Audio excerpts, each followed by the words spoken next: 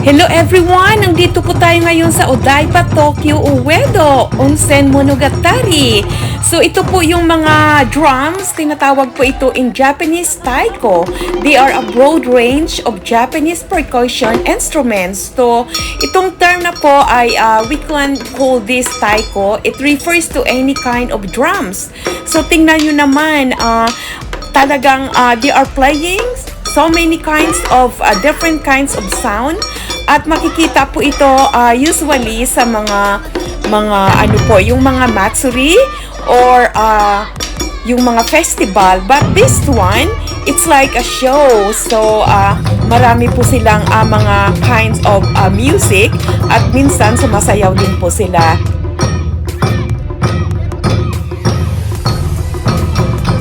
Actually, talagang pinag-aralan din nila how to play. And then also, they're wearing uniform as well. At saka yung mga makeup nila, talagang parang mga, they are really look Japanese. Ayan. So, may mga lalaki, babae. Ayan, tingnan nyo naman, mayroon silang mga exhibition, diba? So, maraming tao dyan sa harap. At nandito po kami sa harap, kumukuha ng mga video. And then later on, mayroon din po siyang audience participations. At actually, sumali din po ako. And then, after this, pumunta po kami ng Odaiba Onsen Monogatari kasi malapit lang siya. And actually, it's just around walking distance lang siya, pero it's a different building lang. So, ayan. So, ang daming tao talaga na pumupunta dito kasi bihira lang tayo makakita ng ganitong show, yung drum show.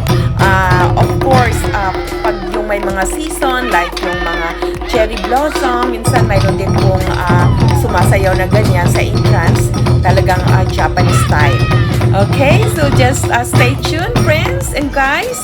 At maya-maya nandun na po tayo sa hot spring kasi ayan, paikot-ikot lang po kami dito kasi marami pong mga restaurant at marami din po siya makikita mga souvenirs.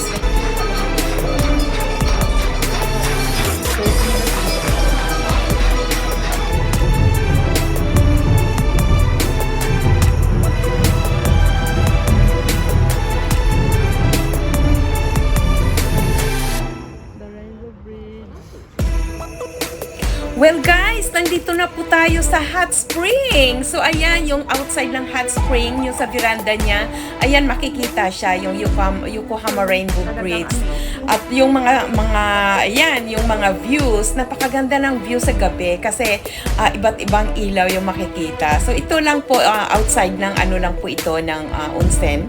So ayan, yung food spa sa labas at naka-yukata na po kami. So yung yukata, you can change anytime or many times kasi naka-display lang po yung yukata dun sa labas, sa entrance. So, pwede po tayong magpalit ng kahit ilang beses. Ayan, yung ibang mga customer, ayan, ako po yan. Yung food spa, kasi yung may food spa po sa labas. So, ayan. So, masaya lang kami kasi together with my friends.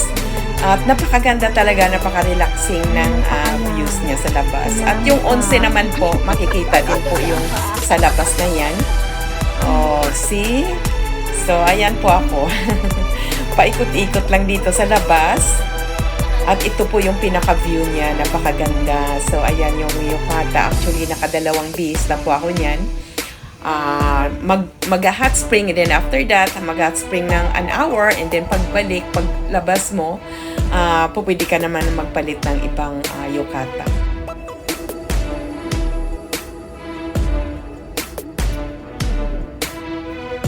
Well guys, if you are here in Tokyo, please don't forget and don't miss to come here. Okay, thank you.